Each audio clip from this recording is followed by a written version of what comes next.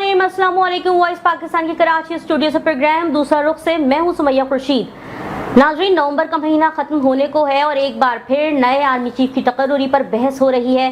तबसरे काफी अरसे से गर्दिश में है, इस पोस्ट के लिए पॉसिबल कैंडिडेट आखिर कौन होंगे। वफाकी वज़ीर दिफा ख्वाजा आसिफ ने कहा है कि पाक फौज के आला तरीन ओहदों पर तकर्रुरी के हवाले से तरीक़ेकार का आगाज हो गया है। जब समरी आएगी तो नामों पर बहस होगी। वज़ीर दिफा ख्वाजा आसिफ ने अपने नए बयान में बताया है कि वज़ीर आज़म शहबाज शरीफ से मुलाकात में मौजूदा हालात पर तबादला ख्याल हुआ है। आर्मी चीफ की तकर्रुरी पर कोई डेडलॉक नहीं है। इंशाअल्लाह इस अमल की जल्द आईनी तकाज़ों के मुताबिक तकमील हो जाएगी। ख्वाजा आसिफ ने मजीद बताया कि समरी अभी तक वजीर आजम हाउस नहीं आई है। कल या परसों तक समरी आ जाएगी। नवंबर तक आर्मी चीफ की तकर्रुरी का मरहला मुकम्मल हो जाएगा। आर्मी चीफ की तकर्रुरी से मुतालिक हम पर कोई दबाव नहीं है। इत्तेहादियों के साथ हर सतह पर तबादला ख्याल हो रहा है। उन्होंने ये भी कहा कि सीनियर मोस्ट 5 या 6 नाम आएंगे, इन्हीं में से नाम फाइनल हो जाएगा। फिलहाल इस वक्त तक इस मामले में कोई पेशरफ्त नहीं हुई है। अब अचानक से इमरान खान हो या हुकूमती लोग आर्मी चीफ के हवाले से बयानबाजी से परहेज कर रहे हैं। पहले अपना अपना कर रहे थे और अब कह रहे हैं कि हमें कोई इशू नहीं है। नाज़रीन, आर्मी चीफ पाकिस्तान में वजारत दफा के तहत एक फोर्स के सरबराह का ओहदा है। मुल्क में ग्रेड 22 के दूसरे दर्जनों अफसरान हैं जो तैनात किए जाते हैं, मगर उनसे लिंग बहरान तो दूर किसी का जिक्र तक हम नहीं सुनते। फिर क्यों हमारी सियासत में एक हसास ओहदा हर 3 साल बाद आर्मी चीफ की तकर्रुरी हमारे लिए एक मौजूद बहस बन जाती है। बल्कि आर्मी चीफ ही नहीं, किसी का ट्रांसफर हो या कोर कमांडर की तकर्रुरी हो या उसका हटना हो, ये चीज़ें आखिर नॉर्मल क्यों नहीं रहती। ये तो एक नॉर्मल प्रोसेस है, तो नॉर्मल होना चाहिए। एक नॉर्मल प्रोसीजर आखिर क्यों हमारी सियासत में बहस का हिस्सा बन जाता है। इसी मौजू पर गुफ्तगू करने के लिए हमारे प्रोग्राम में मौजूद हैं सीनियर सहाफ़ी मुदस्सिर गफूर, जिनसे हम आर्मी चीफ की तकर्रुरी और उनसे जुड़े चैलेंजेस पे बात करेंगे। तो मुदस्सिर गफूर, आप क्या कहेंगे कि आर्मी चीफ की तकर्रुरी के मामले पे जो सियासी बहरान पैदा हो रहा है, तो बहरान इस तकर्रुरी से पैदा हो रहा है या बहरान पैदा करके तकर्रुरी कराई जा रही है? जी सुमैया, ये बहरान तो नहीं है, लेकिन ये एक प्लांटेड बहरान हो सकता है। इससे पहले भी तैनाती हुई हैं। अब 75 साल से पाकिस्तान की सियासत में इस्टेब्लिशमेंट का एक अहम किरदार है।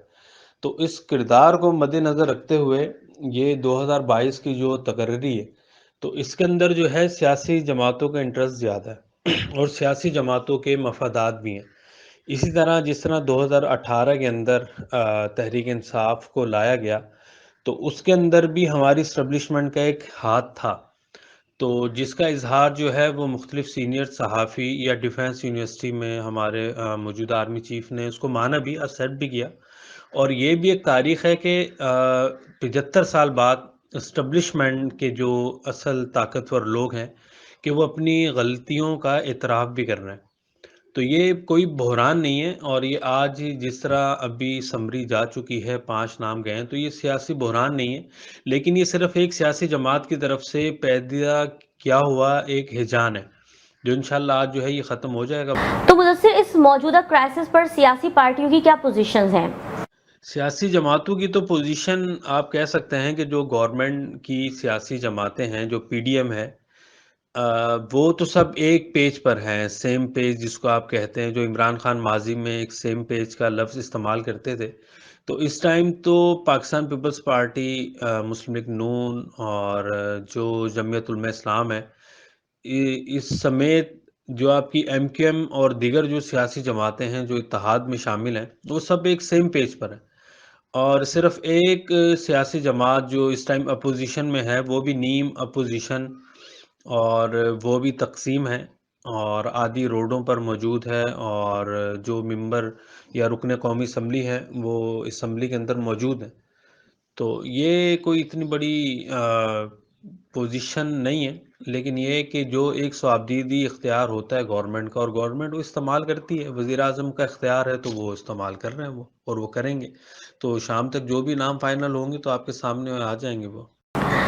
तो मुदस्सिर, इस मौजूदा सियासी बहरान का जिम्मेदार कौन है और क्या आर्मी चीफ की तकर्रुरी से ये बहरान खत्म हो जाएगा? देखें सुमैया, बात ये है कि ये जो सियासी बहरान पैदा किया हुआ है, یہ بحران بھی انہی لوگوں کا پیدا کیا ہوا ہے کہ جو 75 سال سے گورنمنٹ کے ساتھ کبھی گورنمنٹ میں داخل ہوتے ہیں، تو اب یہ انہی کا لگایا ہوا آخری پودا، اب یہ ان کے ہم سمجھ سکتے ہیں کہ وہ اس نے ایک ہیجانی کیفیت پیدا کی ہوئی ہے، تو اصل ذمہ دار بھی وہی ہے۔ اچھا، اب اس کے اندر دلچسپ بات یہ ہے کہ جو ذمہ دار ہیں اس کے، اب وہی ذمہ داری لے کر یہ بحران کو ختم کرنے کی کوشش کر رہے ہیں۔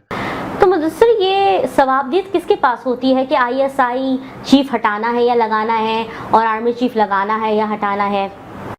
دیکھیں سمیہ، یہ پاکستان ایک جمہوری ملک ہے اور پارلیمانی نظام حکومت ہے، تو ظاہر سی بات ہے کہ اس کی صوابدیدی اختیار جو ہوگا وہ وزیر اعظم کے پاس ہوگا، چاہے وہ آئی ایس آئی چیف کو ہٹاتے ہیں یا لگاتے ہیں، یا نئے آرمی چیف کی تعیناتی کا اعلان کرتے ہیں یا ان کو ہٹاتے ہیں۔ جس طرح رواں سال جو ابھی مارچ کا ایک سلسلہ ہے، تو اس کے اندر بھی تو یہی ہوا تھا۔ پھر جنرل عاصم منیر صاحب، سابق D G I S I کے معاملے پر بھی وزیر اعظم نے اپنا اختیار استعمال کیا تھا اور ان کو ہٹا دیا گیا تھا۔ ان کے بعد جو ہے پھر وہ جنرل فیض حمید صاحب نئے D G I S I آ گئے تھے۔ تو یہ وزیر اعظم کا اختیار ہے، اور وہ کہاں کب کیسے استعمال کرنا ہے تو یہ حکومت بہتر سمجھتی ہے۔ تو یہ وزیر اعظم کا اختیار تو ہے، لیکن جس طرح سیاسی بیان بازیاں ہوں گی، تو اگر یہ تمام معاملہ سیاسی جماعت کے ہاتھ میں نہیں ہے تو پھر کیوں اس موضوع کو اس طرح زیر بحث لایا جاتا ہے؟ دیکھیں سمیہ، یہ پاکستان ایک جمہوری ملک ہے اور پارلیمانی نظام حکومت ہے، تو ظاہر سی بات ہے کہ اس کی صوابدیدی اختیار جو ہوگا وہ وزیر اعظم کے پاس ہوگا، چاہے وہ آئی ایس آئی چیف کو ہٹاتے ہیں یا لگاتے ہیں، یا نئے آرمی چیف کی تعیناتی کا اعلان کرتے ہیں یا ان کو ہٹاتے ہیں۔ جس طرح رواں سال جو ابھی مارچ کا ایک سلسلہ ہے، تو اس کے اندر بھی تو یہی ہوا تھا۔ پھر جنرل عاصم منیر صاحب، سابق D G I S I کے معاملے پر بھی وزیر اعظم نے اپنا اختیار استعمال کیا تھا اور ان کو ہٹا دیا گیا تھا۔ ان کے بعد جو ہے پھر وہ جنرل فیض حمید صاحب نئے D G I S I آ گئے تھے۔ تو یہ وزیر اعظم کا اختیار ہے، اور وہ کہاں کب کیسے استعمال کرنا ہے تو یہ حکومت بہتر سمجھتی ہے۔ تو مدثر، یہ تاثر پھر کیوں ہے کہ اگر ہماری پسند کا آرمی چیف آ گیا تو وہ محب وطن ہوگا، اگر دوسرے کی پسند کا آ گیا تو ہمارے ساتھ غلط کروائیں گے، تو ہم اپنی پسند کا آرمی چیف لائیں تاکہ وہ آ کے دوسری جماعتوں کا احتساب کرے؟ یہ تاثر پاکستانی سیاست میں کیوں ہے، اور آخر کیا احتساب میں آرمی چیف کا کوئی عمل دخل ہوتا بھی ہے؟ بات یہ ہے کہ یہ پسند ناپسند کی بات نہیں ہے کہ پاکستان کا کوئی بھی جرنیل ہو، کرنیل ہو، یا کسی بھی عام ہمارے جو فوجی بیچارے جو سرحدوں پر ہیں، اندرونی معاملات دیکھتے ہیں، سب محب وطن ہیں۔ تو اس کے اندر تو پسند ناپسند کے تاثر کی وجہ سے محب وطن کا کوئی بھی تاثر قائم نہیں کر سکتے، لیکن یہ تاریخ میں پہلی بار ہوا ہے کہ جو عمران خان کو لانے والے ہیں تو عمران خان انہی کے خلاف ہیں، اور انہی کو وہ محب وطن اور دشمن اور پسند ناپسند کی یہ بات تو یہ اب آئی ہے نا، اس سے پہلے تو کبھی نہیں تھا۔ آپ جتنی تقریریاں اٹھا لیں اس کے اندر تو ایسا کوئی تاثر یا ایسی کوئی بات نہیں تھی، لیکن کیا وجہ ہے کہ عمران خان گورنمنٹ میں تھے، اور جب عدم اعتماد کی وجہ سے ہٹایا گیا تو اس کے بعد ہی عمران خان نے نام لینا شروع کیا ہے نا۔ اچھا، اب عمران خان کی سیاسی جماعت بھی وہ ہے کہ جو ایم این ایز جس کے تقسیم ہے، جو ان کا ایک پارلیمانی سسٹم ہے، وہی نہیں کے ساتھ نہیں ہے۔ تو اب آپ روڈ پر، سڑکوں پر آ کے اب آپ بتائیں گے کہ جی آرمی چیف کون سا پسند ہے آپ کو، کون سا ناپسند ہے، یا کون محب وطن ہے یا کون غدار ہے، تو یہ ایک سیاسی ایک پروپاگنڈا تھا جو ناکام ہو چکا ہے۔ اور یہ آج جب تقرری ہو جائے گی تو تقرری کے بعد جو ان کی رہی صحیح کسر ہے، یا جو فوج کے خلاف ایک ان کی نفرت ہے، تو وہ نفرت بھی ختم ہو جائے گی۔ اب آپ دیکھیں نا کہ سوشل میڈیا کے اندر انہوں نے مختلف تاثرات قائم کیے کہ یہ محب وطن ہے، آپ یہ آنا چاہیے، یا ان کے جو پے رول پر جو ان کے ترجمان اینکرز ہیں، انہوں نے بھی یہی تاثر قائم کیا ہوا ہے کہ جی یہ آئے گا تو محب وطن ہوگا۔ کیوں محب وطن ہوگا؟ کہ جی اس نے وہ آپ کی گورنمنٹ کو سپورٹ کیا، یا آپ کے کہنے پر ایم این ایز یا ایم پی ایز یا آپ کے کہنے پر انہوں نے نیب یا ایف آئی اے میں کیسز کیے، گھروں سے اٹھایا اور چار دیواری کی پامالی کی، تو یہ ایک سیاسی نظام ہے. سیاسی نظام میں آ کر آپ کسی کو بھی غداری کے فتوے یا محب وطنی کے فتوے آپ نہیں دے سکتے. جی بالکل مدثر، بات تو آپ کی ٹھیک ہے. یہ آرمی چیف کو 3 سال کے لیے رکھا جاتا ہے، مگر ہم دیکھتے ہیں کہ ایکسٹینشنز دی جاتی ہیں. اتنا شور تو ایکسٹینشنز پہ نہیں ہوا جتنا اس بار آرمی چیف کی تقرری پر ہو رہا ہے. تو مدثر آخر ایسا کیوں ہو رہا ہے؟ جی، آرمی چیف کی تقرری جو ہوتی ہے وہ 3 سال کے لیے ہوتی ہے، لیکن یہ ایکسٹینشن کا معاملہ یہ جمہوری دور میں شروع ہوا تھا 2008 میں، جب پاکستان پیپلز پارٹی آئی تھی تو سابق صدر آصف علی زرداری نے ایکسٹینشن دی تھی. تو اس ایکسٹینشن کے بعد یہ ایک روایت بننے کی کوشش ہوئی، لیکن اس کو جو ہے سابق وزیر اعظم میاں نواز شریف نے اس کو آگے نہیں چڑھایا یا پروان نہیں چڑھنے دیا، اور نئے آرمی چیف کی تقرری انہوں نے کر دی. تو یہ پاکستان کے اندر جب گورنمنٹ آتی ہے نا، وہ کس چیف کے ساتھ بہتر کام کر سکتی ہے، تو یہ تاثر قائم ہو چکا ہے کہ یہ چیف آئے گا تو یہ ہمیں سپورٹ کرے گا یا ہماری گورنمنٹ کو سپورٹ کرے گا، تو ہم اپنے 5 سال جو ہے وہ گزار لیں گے. جبکہ ایک ایکسٹینشن دینے سے آپ کا جو سسٹم ہے یا جو ہماری فوج کے اندر کا سسٹم ہے، ہر کوئی جرنیل ہے اس کی بھی خواہش ہوگی، یا جو ایک نوجوانی میں فوج کے اندر کمیشن دے کر آتا ہے تو وہ بھی تو آگے ترقی چاہتا ہوگا. تو آپ کی ایک ایکسٹینشن کی وجہ سے پوری فوج کا جو تقرری یا ترقی کا سسٹم ہے وہ ختم ہو چکا ہوتا ہے یا وہ ڈیمیج ہوتا ہے. تو جس طرح بھی یہ موجودہ چیف کی تقرری پر ایک تاثر دیا جا رہا ہے کہ جی ایکسٹینشن ہوگی، لیکن ایکسٹینشن کے نقصان بھی تو آپ ذہن میں رکھیں نا. آپ کی پورا جو ایک جرنیلوں کا سسٹم ہے یا جو اس لائن میں یا سینیارٹی لسٹ میں بیٹھے ہوتے ہیں، تو وہ پورا ایک سسٹم ہل جاتا ہے. تو خیر یہ 3 سال کے لیے آتے ہیں، اور 3 سال کی تقرری پر گورنمنٹ کا ہی صوابدیدی اختیار ہوتا ہے. جیسے 2019 کے اندر 1992 کا جو کانسٹیٹیوشن ہے اس کے اندر جو امینڈمنٹ کی گئی ہے، تو اب یہ بھی سننے میں آ رہا ہے کہ اس کو بھی چینج کریں گے. تو یہ سلسلہ جو ہے یہ تقرریوں کا، تبادلوں کا، آرمی چیف کی تعیناتی کا یہ چلتا رہتا ہے. بالکل سلسلہ چلتا رہتا ہے. مدثر، کیا پولیٹیکل کرائسس بھی ایک وجہ ہوتے ہیں آرمی چیف کی ایکسٹینشنز میں؟ جی بالکل، میں نے ابھی آپ نے جو ابھی سوال کیا ہے تو اسی کے مطابق میں نے کیا ہے نا کہ پولیٹیکل کرائسس ہی ہوتے ہیں کہ جو آرمی چیف کو ایکسٹینشن دیتے ہیں. کہ جو مختلف سیاسی جماعتیں ہوتی ہیں وہ کوشش ان کی یہ ہوتی ہے کہ ہم کسی آرمی چیف کے ساتھ ایڈجسٹ ہو کر چلیں، جو ہمارے معاملات ہے، جو ایک کوارڈینیشن کا سسٹم ہے وہ درست طریقے سے آگے بڑھے اور آگے چلے. جس طرح آصف علی زرداری نے جنرل کیانی صاحب کو ایکسٹینشن دی تھی تو وہ آگے چلے تھے، اسی طرح عمران خان نے بھی ایکسٹینشن دی، ان کے ساتھ وہ کوارڈینیشن ان کا اچھا چل رہا تھا جنرل باجوہ کے ساتھ. تو یہ ہے کہ پولیٹیکل کرائسس کے اندر بھی سیاسی جماعتیں یا جو گورنمنٹ میں جماعت ہوتی ہے تو اس کی خواہش ہوتی ہے کہ جی چیف وہ آئے کہ جو ہماری کوارڈینیشن کا سسٹم اچھا چلے، تاکہ پاکستان کے اندر ایک ترقی کا جو سلسلہ ہے تو وہ کنٹینیو چلتا رہے. تو مدثر، کہا جا رہا ہے کہ وزیر اعظم رسمی مشاورت کر رہے ہیں اس معاملے میں، تو کس سے کر رہے ہیں اور کیا ملک کا وزیر اعظم کر سکتا ہے ایسا؟ سمیہ، بات یہ ہے کہ یہ وزیر اعظم کا اختیار ہوتا ہے، گورنمنٹ کا اختیار ہے کہ وہ سینیارٹی لسٹ کے مطابق کس کو آرمی چیف تعینات کرتی ہے.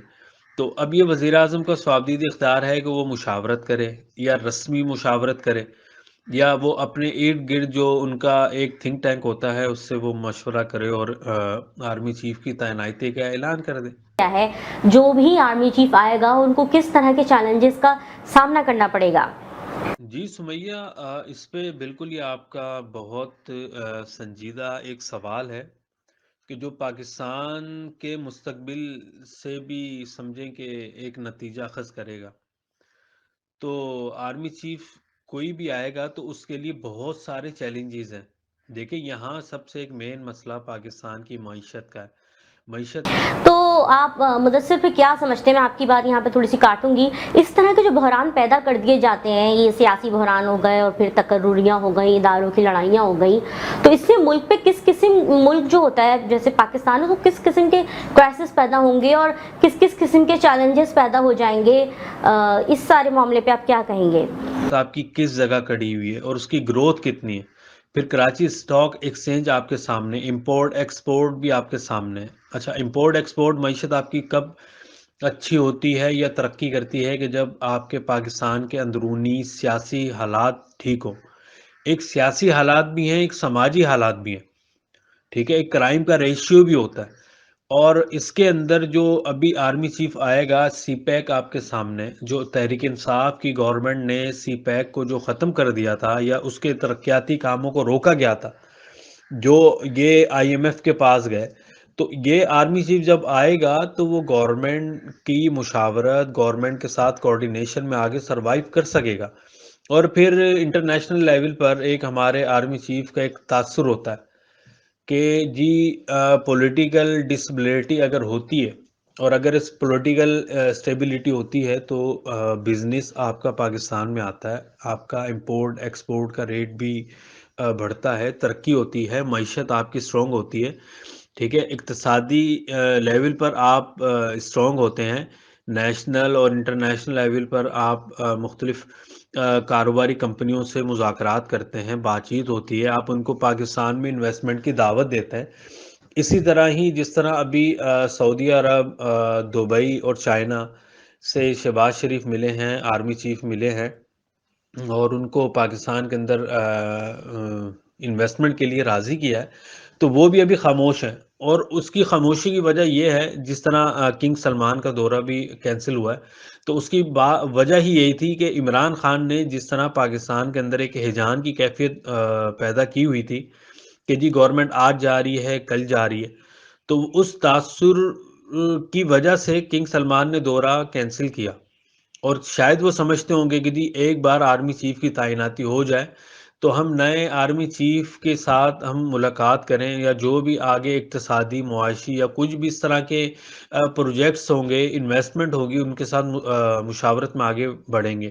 تو جب پاکستان کے اندر پولیٹیکل سٹیبلٹی قائم ہوگی تو پھر ہی مختلف چیلنجز کا مقابلہ کیا جا سکتا ہے. جس طرح 2014 کے اندر نیشنل ایکشن پلان آیا تھا، تو نیشنل ایکشن پلان کے بعد آپ 2014 سے لے کر آپ 2017 تک ان 3-4 سالوں کا اگر آپ ترقی کا ریشو اٹھائیں تو آپ کو فرق نظر آئے گا کہ جب قوم ایک تھی، ایک یک زبان تھی، سیم پیج پر تھی، اور نیشنل ایکشن پلان کے تحت آپریشن بھی ہوئے، مختلف دہشت گردوں کو ختم کیا گیا، ان کا قلعہ کما کیا گیا، ان کو یہاں سے نکالا گیا. پھر آپ کا مین جو اقتصادی ہب ہے کراچی، تو یہاں پر بھی آپریشن ہوا اور اس آپریشن کے ذریعے دہشت گردوں کو یہاں سے بھیجا گیا، بھگایا گیا.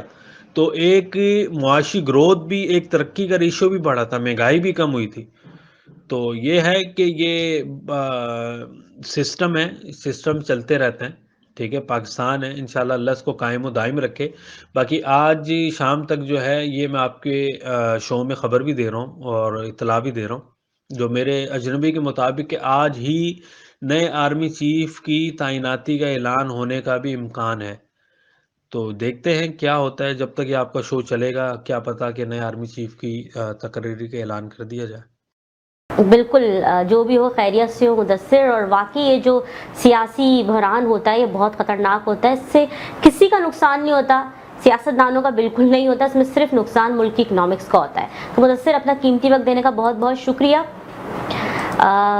اس وقت ملک تاریخ کے بدترین معاشی بحران سے گزر رہا ہے. ابھی تو پاکستان حالیہ آنے والے سیلاب سے ہونے والے نقصانات کا بھی حساب لگا ہی رہا تھا کہ پاکستان سیاسی اداروں کی جانب سے اس بحث بازی سے گزر رہا ہے کہ جس کا جمہوریت سے تو کوئی لینا دینا ہے ہی نہیں دور دور تک. آرمی چیف کی تقرری میرٹ کی بنیاد پر آرام سے ہو جاتی ہے، تو پھر کیوں سیاستدان اپنے آپ کو اس موضوع پہ بحث کر کے تھکاتے ہیں.